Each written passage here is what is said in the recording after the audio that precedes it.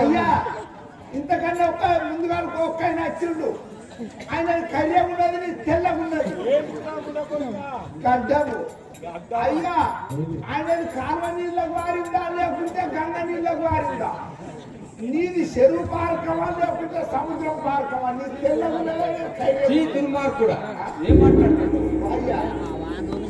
కొద్దిగా మిగతా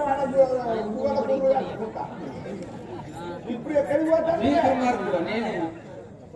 దశరథ మహారాజు దగ్గరికి పోతున్నాను. ఓహో దశరథ మహారాజు గారి కుల గురువు అయిన వశిష్ఠుల వారు నీవు ఆ దశరథ మహారాజు గారిని చూసుకొని పోతాండవా పోతాడా సరే పోతున్నాడు ఆ యొక్క వనము నుండి వశిష్ఠుల వారేమో అయోధ్య నగరం వచ్చుతున్నాడు విశ్వామిత్రుడు